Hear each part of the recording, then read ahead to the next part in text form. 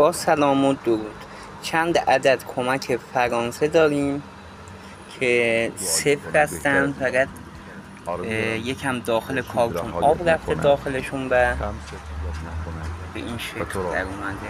آن کس که تپش در کمک تن ها توست صفر حضرت دوست و جدا بدون گردد. هیچ مشکلی هستن. خندت کمک از ته ها دل، فرانسه.